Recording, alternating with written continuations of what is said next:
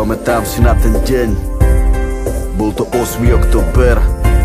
Vtedy sa zastavil čas, prvýkrát ja a ty, fotenie pre Adidas, pamätáš? Vôbec sa mi nechcelo prísť, ale bola si tam ty. Dlho som ťa nevidel, ako by dopadol tento príbeh, keby neprídem. Navždy ťa budem ľúbiť, budem pri tebe stáť. Navždy ťa budem ľúbiť, budem pri tebe stáť. Navždy ťa budem ľúbiť, budem pri tebe stáť.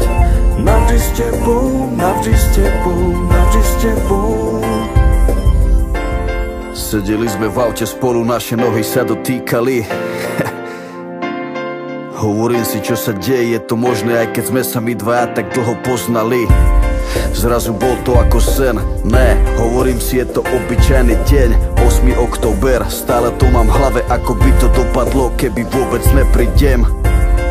Lenže ja som ale prišiel a nikdy by som nemyslel, že sa môj život zmení, že sa stanem súčasťou tej výnimočnej ženy. Nebuď slepo zalúbený, ani vo filmoch to tak není. Stačila mi hodina s tebou, moje srdce mi hovorilo, že sme si súdení. Navždy ťa budem ľúbiť, budem pri tebe stáť. Navždy ťa budem ľúbiť, budem pri tebe stáť. Navždy ťa budem ľúbiť, budem pri tebe stáť. Navždy s tebou, navždy s tebou, navždy s tebou.